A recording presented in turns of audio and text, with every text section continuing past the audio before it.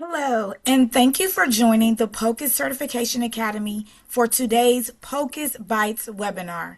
My name is Tiffany Claiborne, and I will be your webinar host today. The webinar is now beginning, so all lines have been muted.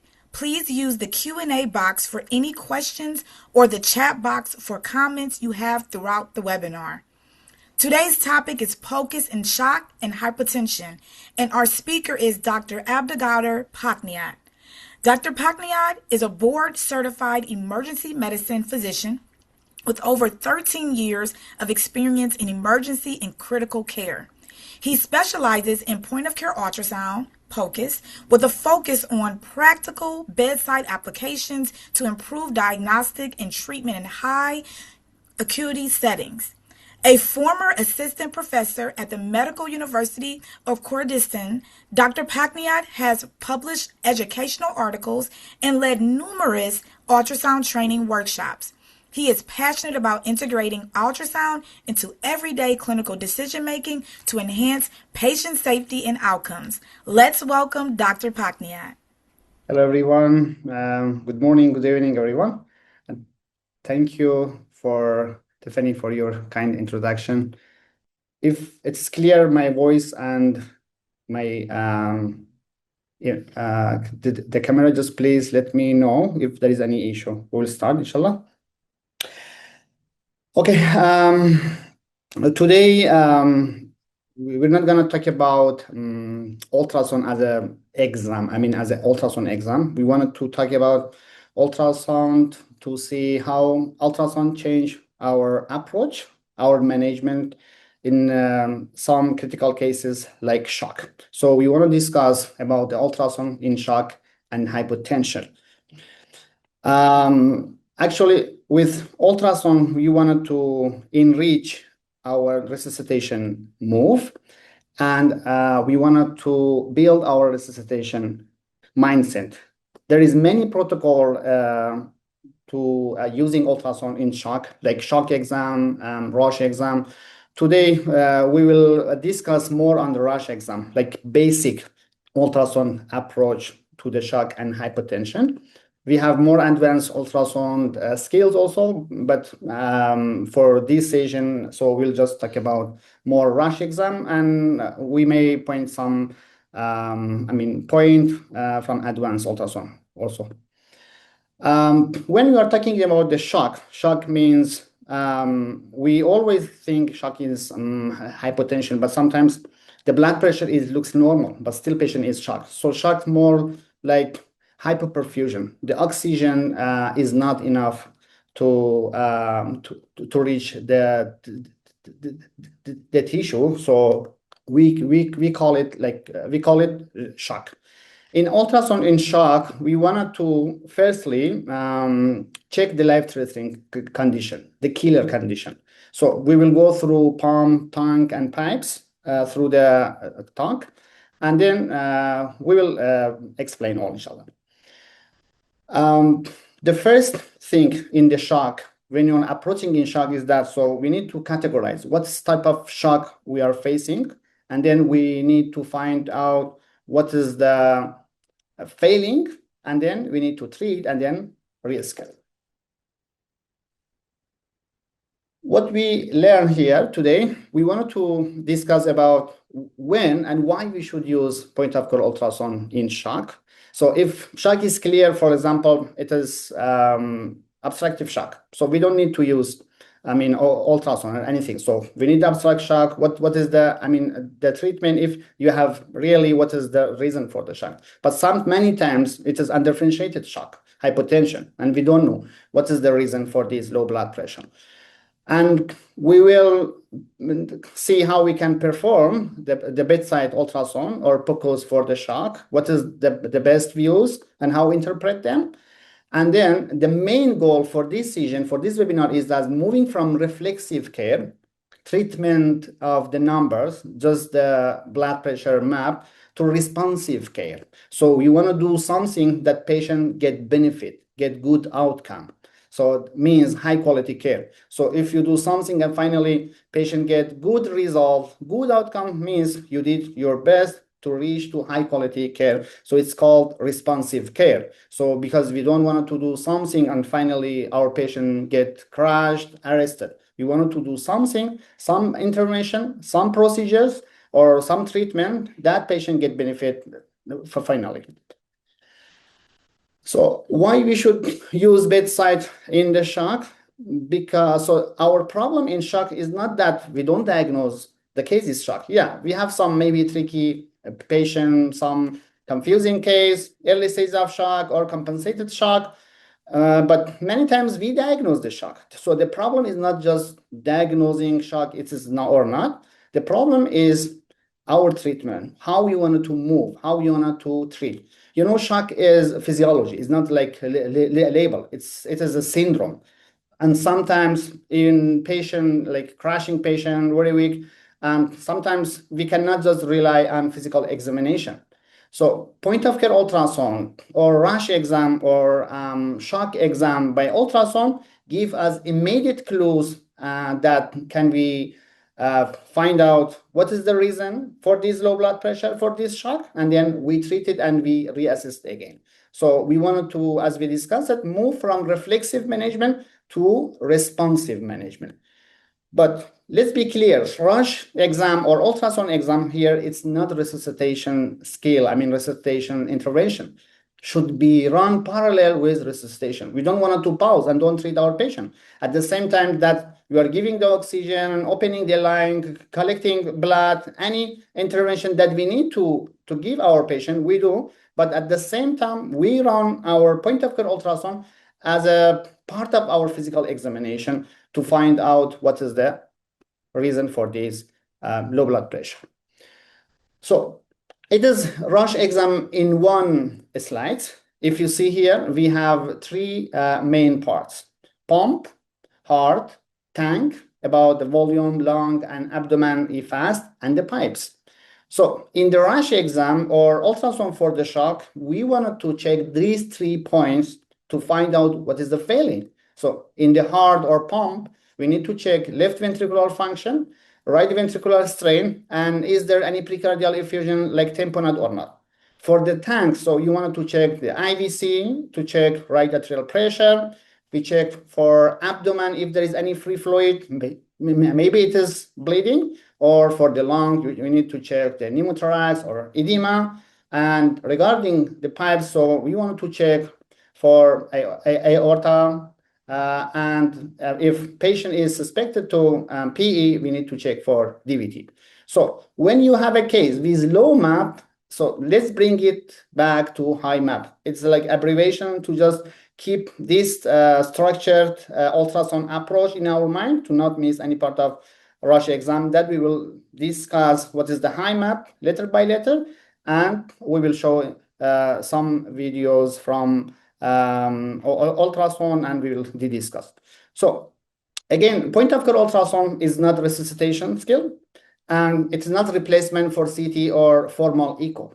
It is just a fast decision scan. So we wanted to make our decision per what we can find in our ultrasound. So point of care ultrasound or rush exam, shock exam by ultrasound, it is like 2-3 minutes first pass. We don't want to spend 10 minutes, 15 minutes to do one ultrasound, echo, something like that. We just want to scan to find some answer. So one management changing question per window. For any window that we will go, we wanted to check if there is something that we want to look for it, is there or not. For example, for the heart, if there is precardial infusion or tamponade or not. So we don't want to go for calculation, measurement, this thing. So it is like grossly ultrasound, like screening all ultrasound. We don't want to spend lots of time. Maybe for some expert, 2-3 minutes is more than enough to do a good screening for a patient with low blood pressure. And during this screening, if you find any killer, any life-threatening condition, we need to stop and treat it. So if you find tamponade or tension pneumothorax, you need to stop and treat it. Or if you found like preload pattern, so you need to go for maybe fluid or blood and re-scan. And if there is cardiogenic shock, so you avoid some blind fluid. You don't flood the patient. You wanted to see how you to manage your cardiogenic shock. So your management will go more to treating a heart failure patient, not just giving fluid blindly. And many times we saw, maybe we received some cases borderline BP, maybe like 100, or for example 60, it is a tachycardic. So if when we didn't maybe checking out for the heart, for IVC, for the lung, we just started our fluid, and after 30 minutes, 1 hour, the patient get crashed from our management. So we wanted to treat correctly and find the right pathway to treatment of this case, and also avoid from any harm. Like every ultrasound, we need setup. So setup is very important in every ultrasound setting. So patient usually for the rush exam should be in supine, and it is I think the best position for the patient and for us to start at the same time our life-saving intervention, our management, keep oxygen, open the line, collect the blood. And in this position, so we have access for all the views that we wanted to check in rush exam. The machine should be in the right side if you are right-handed. If you are left-handed, so machine should be in the left side for you, so more comfortable. And regarding the probe, which probe we need to use, so I usually prefer to use phase array, and phase array works for me almost in all checking all windows.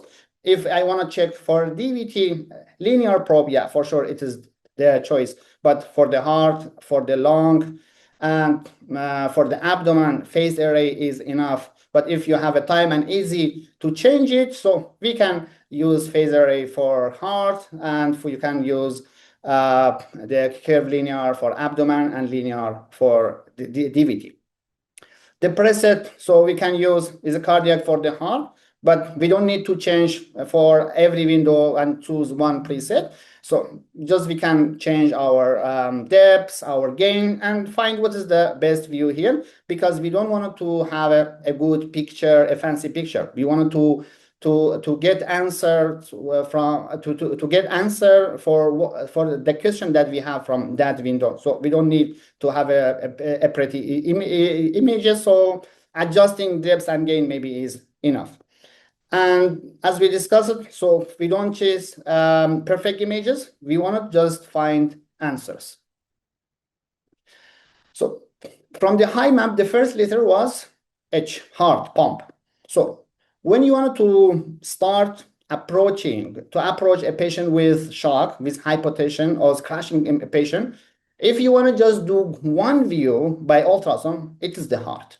Heart is very important and many times give you answers that can change your management. So when you started to checking the heart, you need to ask 3 questions from yourself. So what is the left ventricular function? What is the RV, right ventricle? And is there any effusion that looks like tamponade or not? Just let's be clear, and for the safety, if you find effusion, doesn't mean always is tamponade. We will discuss more when we can say it is tamponade or just maybe it is some effusion. And if you find RV strain, RV enlargement, not always it is the PE. So we need to consider this point in our mind when you are doing our bedside. So we will go through this part firstly, one by one, and we will discuss. So left ventricular systolic function. When you are checking for left ventricular systolic function, again, we don't want to measure. We don't want to exactly say what is the ejection fraction. We just wanted to categorize. It is the hyperdynamic, normal, reduced, or severely reduced.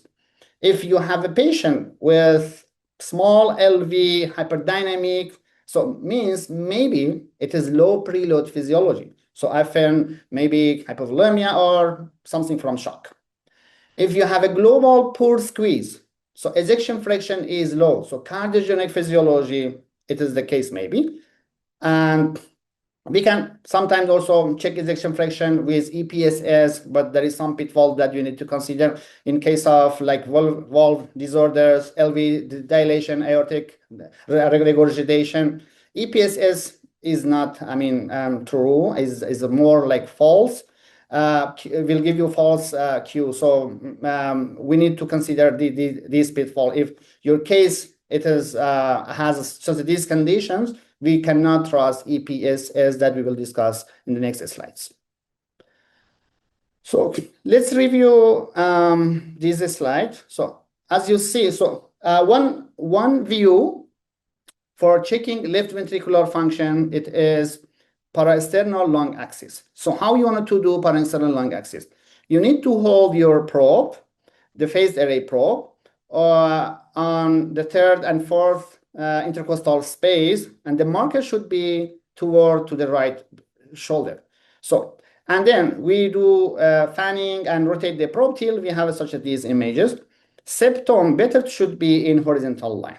And here we can see, so the right ventricle, left atrium, and aortic root. So in here, we can see any precardial effusion if you can find, or also we can estimate your ejection fraction, either like globally or with EPSS. If you want to go for EPSS, you just need to put the M mode, the cursor over the leaflet, the tip of anterior mitral leaflet, and turn on the M mode, and we have such these images. So we have 2 points, E point and A point. The distinction between E point and the septum, it is EPSS. If it is less than 7 or sometimes less than 10, we can say normal ejection fraction. But if it is more than 10, so it is reduced ejection fraction. If it is more than 12, it is severely reduced ejection fraction. Another view in checking the heart, it is paraexternal short axis. So in this image here, so it is the position for checking paraexternal long axis. For paraexternal short axis, we just need to turn the probe 90 degrees and hold the marker toward the left shoulder. And then better to check in mid-papillary level. So we need to do fanning till we have such these images here. There is 2 papillary muscles. And we can check how it is strong, the pumping here, how it is squeezing the left ventricle and going inward. And here we have right ventricle and the papillary muscle. Here is like precardium. If there is effusion, we can see here also. So it is paraexternal short axis. So paraexternal long axis we can check. Paraexternal short axis also we can check. Maybe sometimes we cannot find paraexternal short axis. We don't spend time on the patient to have all these, windows perfectly. If 2 of them is enough for us to get our answer to see ejection fraction is good or not. Another view is for chamber. We can hold the probe in PMI, the 5th intercostal space, and then rotate till we have symptom like vertical line. So here is the best view to compare the right side and the left side. So right ventricle, right atrium, left ventricle, and left atrium. And here we can see any precardial effusion. We can see, again, estimate ejection fraction. We can see if there is any clot inside the heart, and also we can see if there is RV enlargement or not suspected to PE.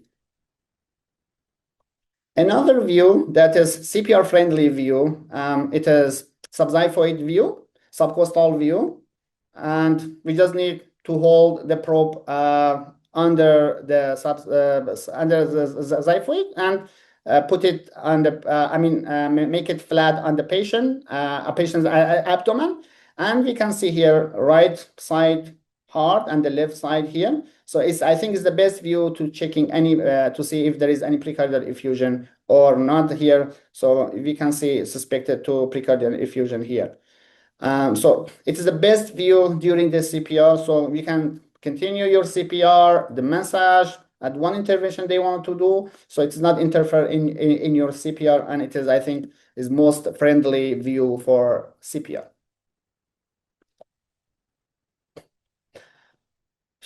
As you see here, there is a echo for one patient. If we interpret this video, so it is the right ventricle, left ventricle, looks like hyperdynamic left ventricle, small left ventricle. So it means low preload physiology. So it could be hypovolemia or from the sepsis or sometimes obstructive shock that doesn't allow the blood to return back to the right side. That's why the left ventricle is underfilled. So it is hyperdynamic small LV. If you have such a this patient and clear lung, so for sure we will go for fluid.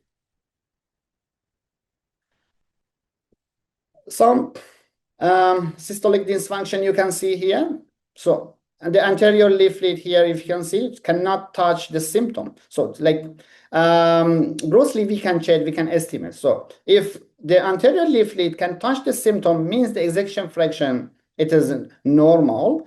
But if doesn't reach to the symptom, means ejection fraction is low. So not always we need to spend our time in a crashing patient to check EPSS. And just we can estimate and see ejection fraction could be normal or low.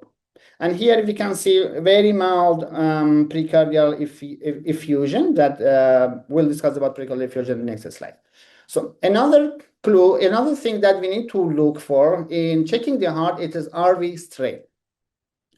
When you find enlarged RV, so by default, we don't think it is, pulmonary embolism always.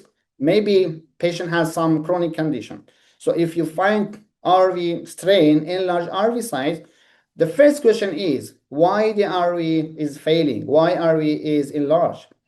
Could be pulmonary embolism, and we need to check with the context of the patient and some ultrasound window, some from the ultrasound, from the rush exam, and then we'll decide, yeah, it looks like most likely pulmonary embolism. So when you find RV enlargement, I will consider maybe it is pulmonary embolism, but I wanted to get confirmation to see it's really pulmonary embolism or not. By default, I will go for to check the DVT on compression ultrasound. At least we need to check two sites that we will discuss to see if you find the DVT in lower leg and we find RV enlarged, patient is crashing, hypotension. So the diagnosis should be considered as pulmonary embolism. So again, RV strain is not specific for pulmonary embolism. We can have in many conditions like pulmonary hypertension, chronic lung disease, and also during CPR, we can have RV enlargement due to prolonged CPR or acidosis. So it is another ultrasound, another echo. If you see here, it's the right side. In very enlarged right side, we can see here, and left ventricle here is smaller. So, and if you can hear, if you can see here, there is again very enlarged right ventricle, and the left ventricle is like D-shaped. So the septum is flattening. So means the pressure from the right side is very high that put the pressure on the left side.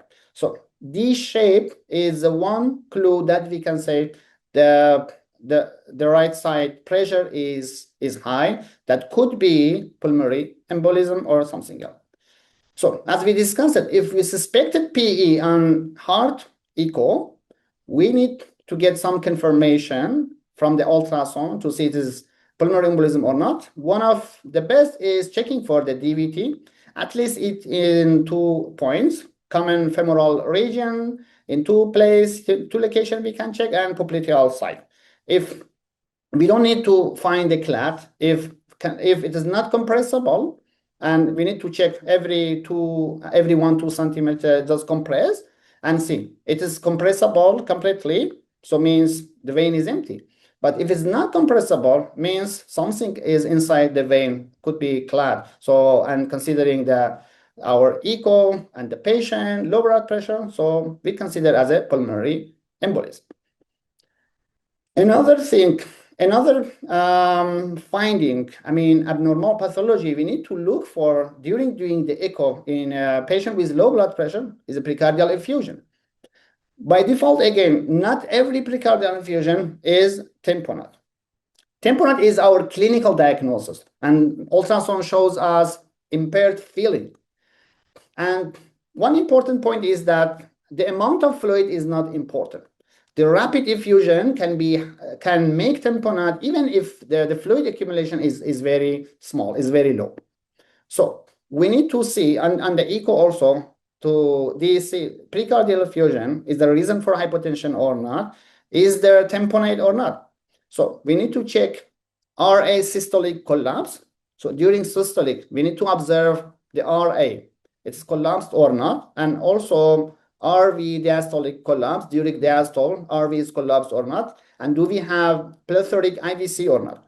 If you have these signs with the scenario of low blood pressure, precardial effusion, so looks like it is tamponade, so we need to just escalate early, prepare for the procedures. If you need to ask for help from the cardiologist or someone else, if you don't have that skill to do precardial centesis, or if you can also, you can do and save your patient if the patient is crashing and you cannot wait. So here, as you can see, there is two effusions. The pitfall usually is sometimes we mistaken precardial effusion by pleural effusion. So if the effusion is anterior to descending aorta, it is precardial effusion. But if it is effusion at the behind of descending aorta, it is pleural effusion. And here you see another echo. There is very few fluid, but makes tamponade. So as we discussed, the rate is most important, not just the volume of effusion. Another echo, you can see a big, enlarged, huge fluid around the heart, tamponade. And here again, there is a precardial effusion and RV collapse. And here we can see the RA is collapsed, so it is the tamponade. One pitfall in checking precardial effusion is fat pad. We have normal anterior fat pad. Always we need to consider if you just have a great density, shape, things that suspected to fluid just anterior, could be it is fat pad. So we don't call early as a precardial effusion, it just have in anterior. So we need to consider so we should consider anterior fat pad also in some cases. So we check the heart, and then we need to check the IVC. So why we need to check the IVC? To check what is the right side atrium pressure. The best view for IVC is subxiphoid lung axis, and then follow the IVC into R8 that we will show you in the next slide. The measurement should be done 1-2 centimeters from the R8 junction, and we'll ask the patient to sniff or deep inspiration. So if patient is intubated, is not awake, so we cannot check IVC easily, or a patient is on ventilation or high PEEP setting. In these cases, IVC has limited, and we should consider this situation. If you find IVC is collapsed or is enlarged, we don't consider just IVC alone and say, yeah, it's safe to give fluid because IVC is collapsible or not. We need to consider the lung, the heart, IVC, and clinical picture. So it is very important for every view. We need to check all together. If you find something life-threatening, killing, yeah, we will act, we will fix it, like tension pneumothorax, like tamponade. So, but if you don't find any, such as this life-threatening condition, we need to consider our rush exam, our ultrasound exam, plus clinical picture, and then we will decide what is the best management. So as we discussed, it's very important to interpret IVC in the context of the patient. Patient is under mechanical ventilation or not, high PEEP or not, And if you find IVC plethoric, so we need to check for RV to check there is a effusion or not. So maybe the reason for this IVC, it is like RV failure from pulmonary embolism or some chronic condition, or maybe it is like the tamponade. And if patient has poor inspiratory effort or pain or abdominal pressure, also reduce the collapsibility and we cannot interpret correctly. So best practice in checking IVC is interpret IVC with heart, with lung, or clinical examination also. So if you find plethoric IVC plus weak LV, it is cardiogenic shock most likely. Check for the lung also, and we need to treat cardiogenic shock. And if you find enlarged IVC plus RV strain and dry lungs, so it is obstructive shock, could be pulmonary embolism. So it is the way of checking the IVC. We can hold the probe vertical firstly, and then if you find the IVC and we can make it like horizontal and approach the IVC till you find RA. So, and our measurement during inspiration should be done 2 centimeters away from RA. If you see here, so during inspiration is completely like compressible, and the size, it looks like normal. Another one, if you see here, flat and collapsible IVC could be hypovolemia or septic shock. And here another IVC that is not compressible at all during inspiration. So we need to check lung, heart, and to see what is the reason for this enlarged IVC. So we check the heart in many views and we look for some game-changing answer to make our decision. We check the IVC and then we need to check abdomen to see if there is any free fluid or not. We're not going to do full abdominal ultrasound. We just wanted to look for free fluid. In the Morrison pouch, caudal liver tip, and diaphragm in the right upper quadrant. So you need to check at least 3 points. Left upper quadrant also, we need to check all presplenic, subphrenic spaces to see if there is any free fluid or not. In the pelvis, we need to check if the patient is unstable and we find the free fluid. So we need to consider as a hemorrhage until proven otherwise. And if the case is a trauma, so we need to consider as a bleeding. Just let's be clear again, fast detect fluid doesn't tell us it's the blood, ascites, or urine. You will interpret per what patient is, like a trauma case or non-trauma, or could be sometimes, for example, young lady came with low blood pressure, abdominal pain, and you find free fluid. So it could be ectopic pregnancy. If you see here, there is a free fluid in the right upper quadrant. So we need to check the Morrison pouch, caudal tip, and subphrenic. And here we can see some fluid here under the diaphragm. We can see here fluid, and also in the Morrison side, we can see some fluid.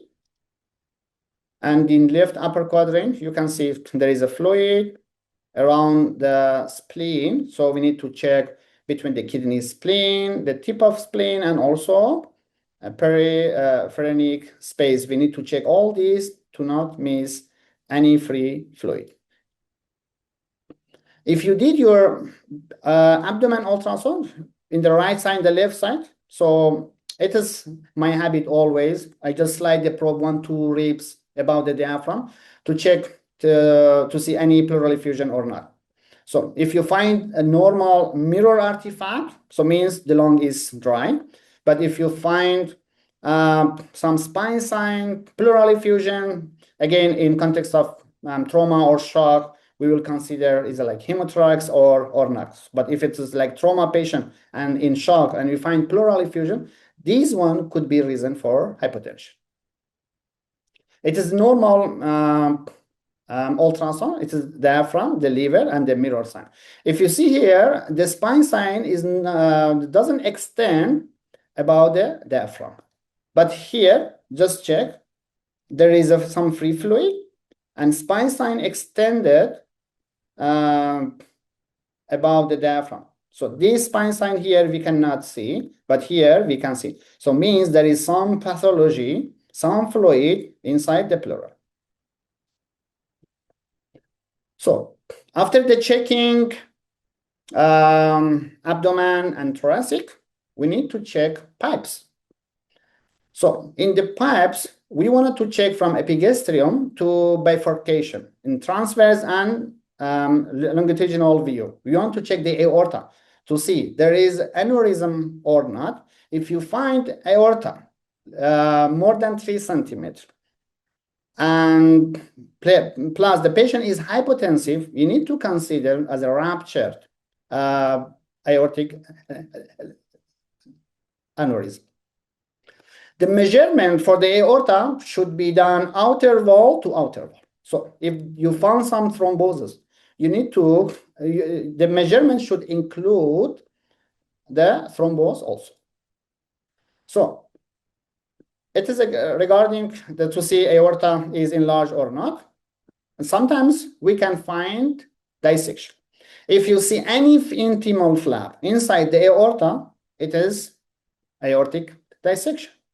With transthoracic echo, so we cannot see all the aorta, I mean ascending aorta or arch fully, but sometimes we can find maybe some evidence like precardial effusion, new AR, or unexpected shock, or sometimes we can find the flap also to see it is aortic dissection or not.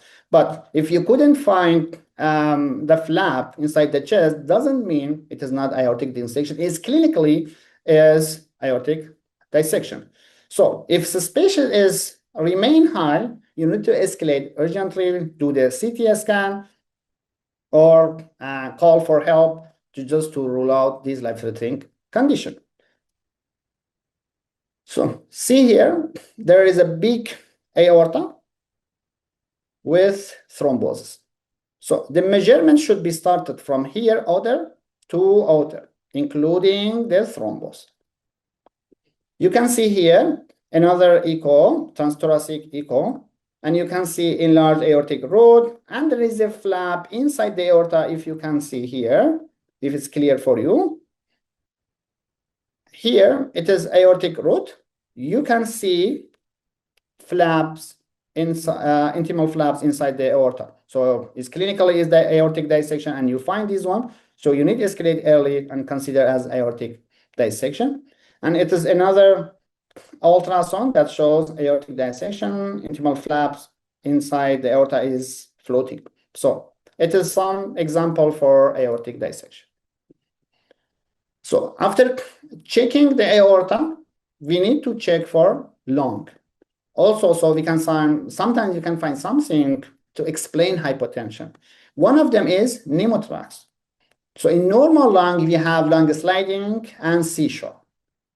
If patient doesn't have sliding plus A line, and in the M mode, we have barcode sign, and patient is low blood pressure, so it is tension pneumothorax. So here, we just need to move to act. So for the lung is very important. So sometimes we can find maybe some clue from the lung to see what is the reason for hypotension. Pneumothorax is one of them. We will check for lung sliding or barcode sign. But the pitfall is that not always absent sliding is pneumothorax. In ARDS, pneumonia, oral pleurodesis, or main stem tube, also we can not have like sliding. So we need again to interpret this finding with clinical picture. Lung point is confirmation for pneumothorax if you can find. But if the patient is low blood pressure, we have no sliding, there is a barcode sign, and patient is crunching, low blood pressure. We don't need just spend the time to check to find lung point. So we consider as a pneumothorax, and we will treat as a pneumothorax. Another clue that we can get from the lung it is the B lines. So if you have a diffuse bilateral B lines, it means interstitial syndrome. So let's review a case. Weak LV, left ventricular ejection fraction is low, IVC in large, and diffuse B line. So what is this pattern?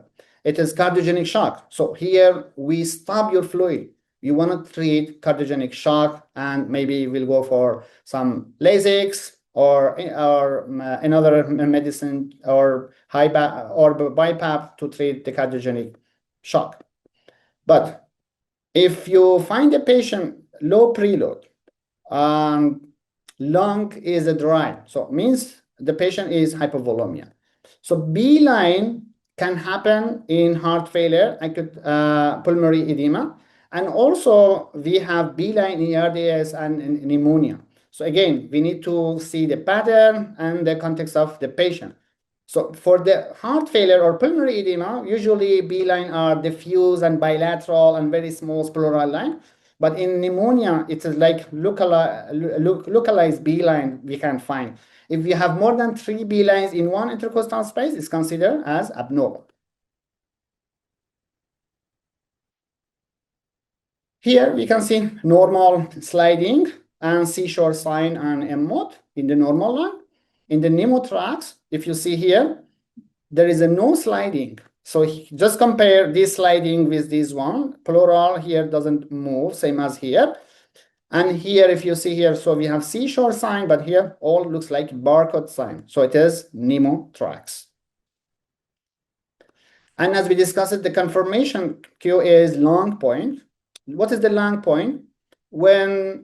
So in the one intercostal space, so one part of pleura is moving, there has a sliding, and one part there is no sliding. This point that they reach to each other, it is long point. It is very specific for pneumothorax. Okay, so we discussed how we can approach a patient with the shock and hypotension. We run our resuscitation at the same time. We will go for our probe just to empower our clinical examination. Rush is not just list of like images. We want to with the rush exam or shock exam by ultrasound, we want to classify our physiology, our hypotension. What could be this case for us and help us to make the best decision for them? So if you find poor LV and big IVC and wet lungs, so it is cardiogenic shock. If you find hyperdynamic LV, flat IVC, dry lungs, so low preload, it is called hypovolemia or something like sepsis. If you find big RV, big IVC and dry lung, so it is obstructive. So it could be tamponade, could be pulmonary embolism. And if you find free fluid or pleural fluid, a pleural effusion in a stable patient, and for example, if it's a trauma, so it's hemorrhagic. Hemorrhagia, bleeding until proven otherwise. So, but it's not always like easy to categorize the patient. That's why Rush is not perfect exam, but at least help us in many cases to manage our patient. But sometimes we have some patient mixed shock. So maybe there is a patient with cardiogenic shock and also hypovolemia. So preload is low preload. So consider we have a sepsis patient. So the preload is low, but at the same time we have cardiogenic shock. So the art of resuscitation here to use point-of-care ultrasound to find the best and the right treatment for this case. Just you need to have a balance, for example, between giving the fluid and cardiogenic shock. So how we can manage. It is the art of resuscitation and it is resuscitation mindset using point-of-care ultrasound. So as we discussed, Rush is not always perfect. And there is some studies in mixed shock. To be honest, Rush exam doesn't improve the outcome. But in many cases, as we told you, at least we can check for life-threatening condition, for the tamponade, for the pneumothorax. So in many cases, it's helpful. That's why we need to apply in our practice. So considering limitation of Rush exam and basic ultrasound in the Rush, in the shock, we have advanced ultrasound that it is not under the scope of our session here. So checking like VIX ultrasound. They're checking for IVC, portal, and some hepatic and renal and veins, and also LVOT, VTI. So it's very advanced ultrasound. If someone has interest, they can go and read about that. It is more advanced than the thing that we discussed earlier. When the most important thing is that when you approach the patient, you did your clinical examination, you use the point of care ultrasound to find something, you make your decision. So your job is not finished here. After any intervention, giving fluid, starting processors, or doing some procedure, you need to check again to repeat our physical examination, including point of care ultrasound. So you started fluid. Maybe right now is safe to start the fluid, but 30 minutes later, what's happened to the patient? A patient appears B lines in the lung, so it's about to getting pulmonary edema. You need to stop your fluid or decrease the rate of fluid. So it's very important to see the point of care ultrasound like dynamic process, not like static one.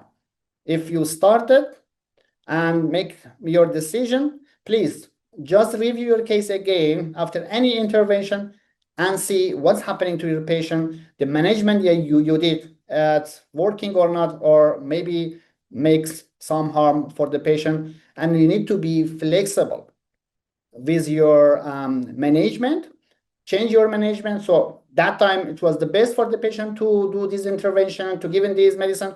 But right now, something changed in the physiology of this case, considering what intervention that you did, and you need to prevent from any harm. The common pitfall in approaching a patient with shock and using ultrasound is rely on one view. Always, please check at least with two views, longitudinal and horizontal. And in the heart, check these two views to see is it like artifact or not, and interpret better. We don't spend time a lot on the ultrasound during the resuscitation because we wanted to save the patient, to treat the patient, not just doing some pretty images. So, but we need to have some standard to have some images, some views in at least two windows to make sure nothing is missed. Another one is per my experience also, I saw many times overconfidence on IVC. If they saw IVC is collapsible, so they will go for example, fluid. But you need to check again the heart. Maybe, yeah, it's mixed shock.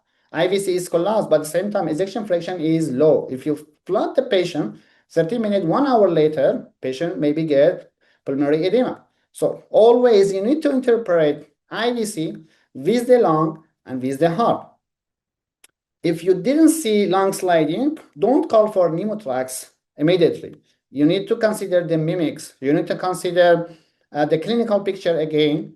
If you see RV strain, not always a PE. Again, you need to check for DVT. You need to check clinical picture and to see it could be pulmonary embolism or not. And if patient is stable, call for help for another echo, formal echo, to see what is the real diagnosis.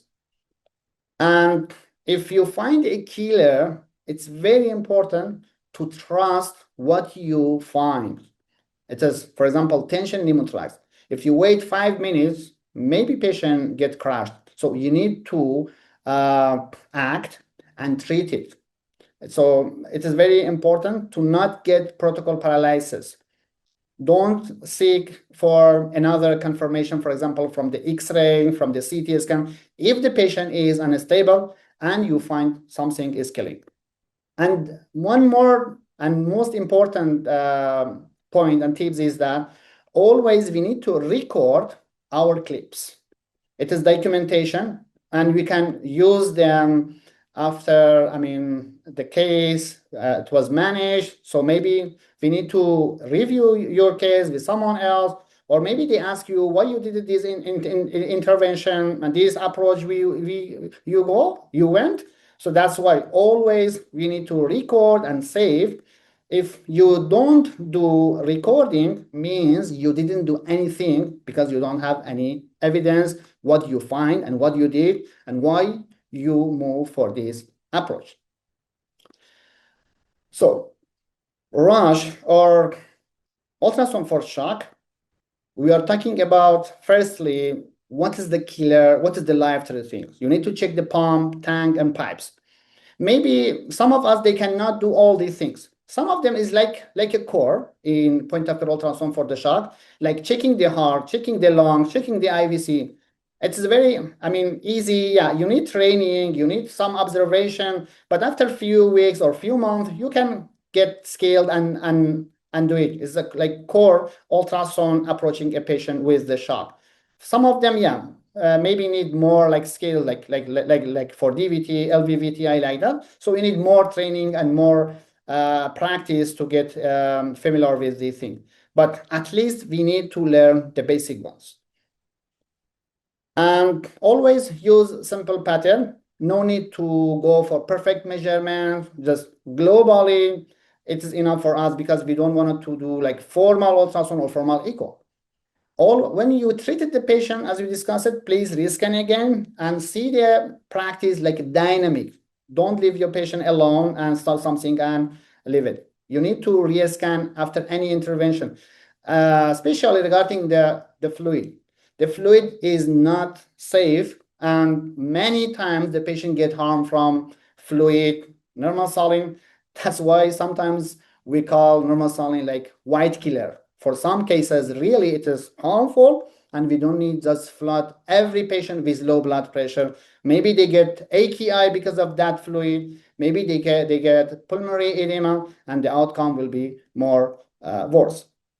So if you are unsure, integrate and repeat and escalate imaging early.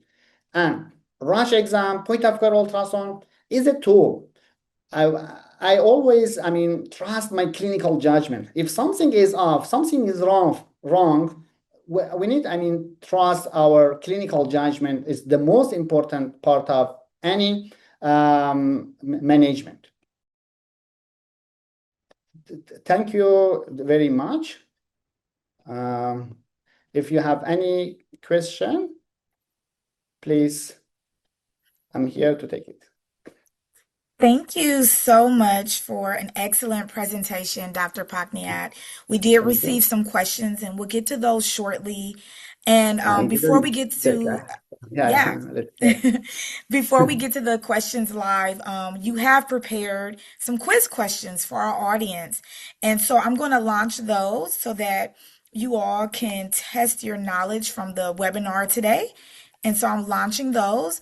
And we'll get into the Q&A portion of the webinar right now. But as we're doing that, please answer the 5 questions that's on your screen.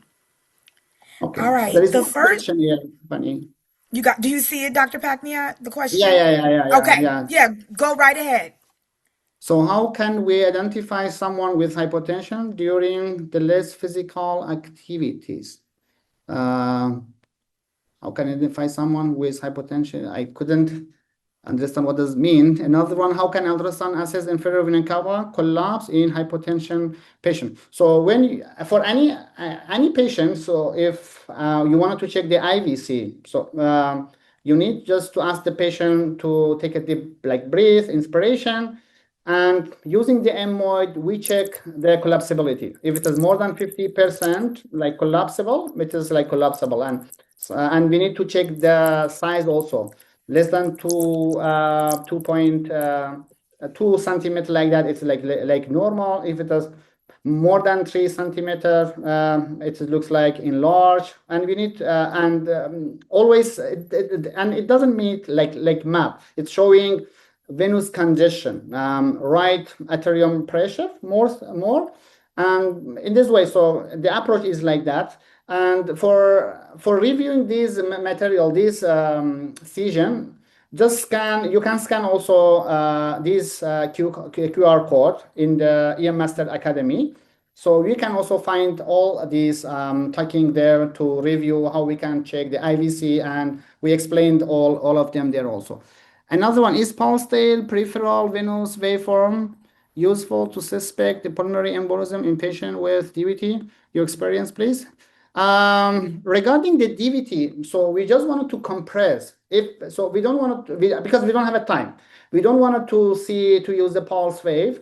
there is physicity, there is some approach to checking some to getting some clue. Maybe the DVT is somewhere else that we cannot see. But during the resuscitation, during approaching a crashing patient, we don't need to do all these things because we don't have a time. We just want to compress every 1-2 centimeters. We compress. If it is compressible, means in this area we don't have a clot. But if you couldn't find a clot, doesn't mean the patient doesn't have pulmonary embolism. Again, we will refer to our clinical picture. But if you find it, so for example, if patient with low blood pressure and RV enlarged and we find DVT, so we get more confident to treat the patient as pulmonary embolism. So because the treatment for pulmonary embolism and low blood pressure, it is lytic and it is not safe medicine. So we get another confirmation that our clinical judgment is true, and let's start lytic for this patient. Doctor, did you see the other question that came in prior? Sarah. So ask, are you using VEX protocol? Do you find this useful?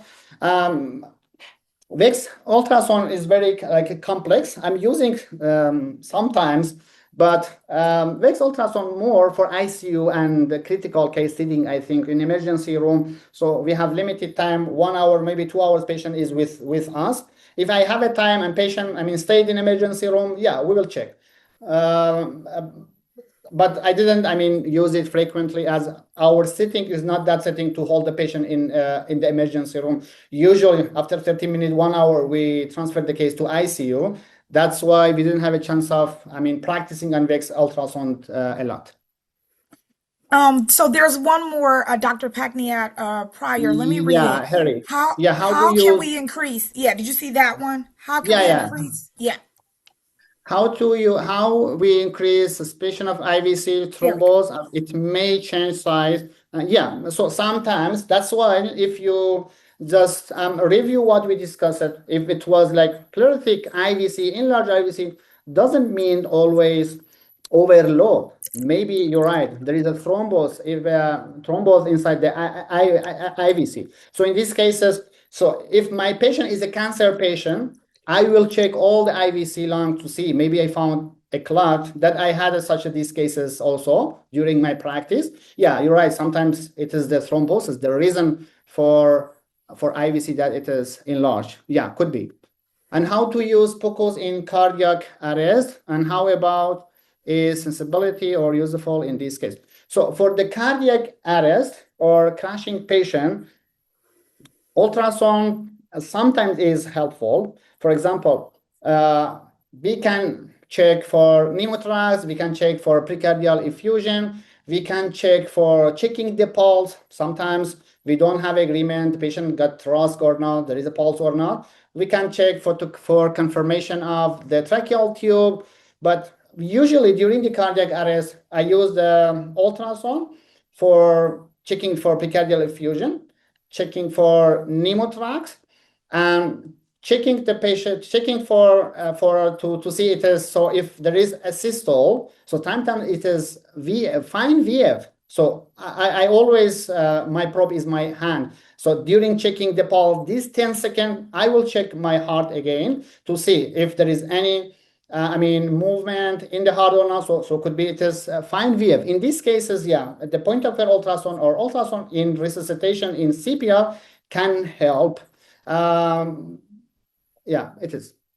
Thank you. Before we go to the next question, Doctor, I did want to let everyone know that the quiz has concluded because we have reached over 50% participants. And so I have shared the answers and you can see them on the screen.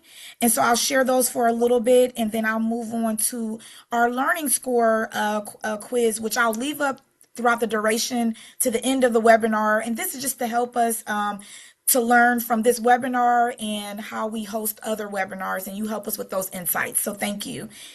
And we can continue, Dr. Patniar, with the next question. So we discussed about the POCUS in cardiac arrest, that in some cases that if you find something like critical, the reason for the arrest, we can use it. The IVC measurement has to be 2 centimeters to the RA or anywhere. No, should be 2 centimeters far from the RA. This is the best location to checking the IVC to see if it's collapsible or not. All right. Can a non-pulsatile IVC and sonography have a normal echo study? So usually we don't check I mean, we don't check pulse wave and IVC during the resuscitation, but again, let's see. Yes, the question. But I mean, it doesn't mean that echo could be normal or not. We cannot, I mean, interpret IVC. I mean, say the IVC is pulsatile, but echo should be normal. I prefer to check all the windows of the rush exam or shock exam for the case, and then I will interpret and I put all together and I will decide what could be my case.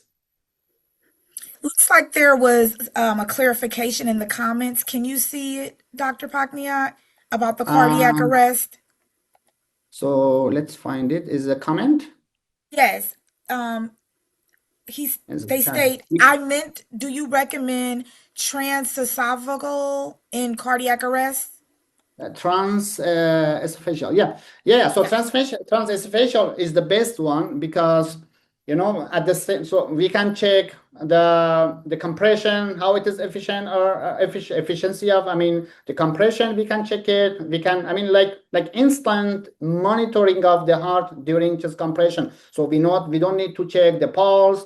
So just maybe 1 second, 2 seconds, we will wait and we'll see the patient, the heart is moving or not, and checking the rhythm. So we can shorten the pulse. Yeah, it's very good, but so it's not available, I mean, in many settings right now, but transesophageal in cardiac arrest, yeah, I do love it, really, but we don't have it, I mean, in many settings right now. We're just using transthoracic echo in some setting, in some hospital.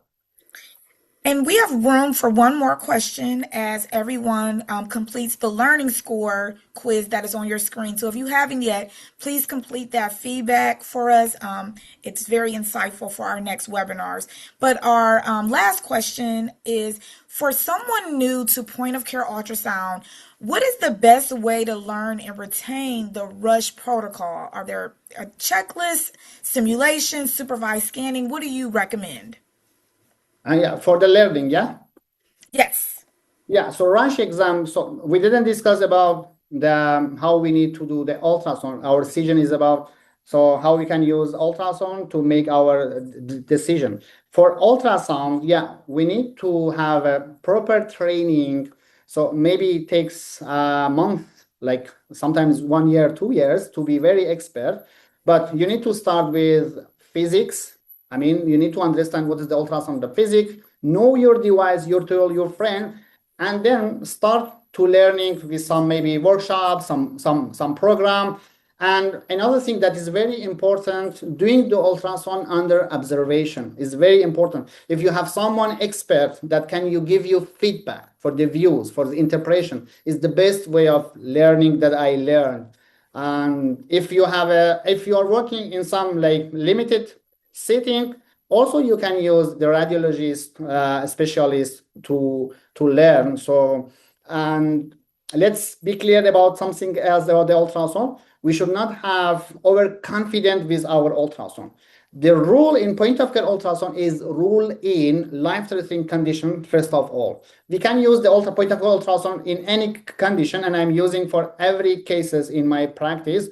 But the main I mean goal is life-threatening condition. So we need to just consider and see the point of care ultrasound like ruling tools, not rule out. If you cannot see anything, doesn't mean it is normal, and it is very risky to call something normal and it is not normal. Always you need to, I mean, get confirmation with someone more expert than us, the cardiologist, the radiologist, to help us to, I mean, to not miss any part. Sometimes also we can help them. So many times also I found, for example, DVT, but they reported like maybe no normal, and then we'll discuss it. I found this one at the bedside. Can you just please repeat again? And then they repeated it as DVT. Right. So we're helping each other. But please do not be overconfident with point of care ultrasound at all. Always we need to review with the radiologist and we can learn from them. Great. Well, thank you, Dr. Thank you. Thank you. Pakniat. That wraps up our session for today. We want to thank you once again for being an excellent presenter, for sharing your Thank insights you. and your expertise. To the audience, a Thank you. recording of this webinar will be available on the POCUS.org in approximately 1 week, and you will receive a link to access it via email. Thank you for attending, and we look forward to welcome you back at a future webinar. Thank you. Thank you very much. Thank you for all. Thank Thank you. you. Thank you. Have a good day.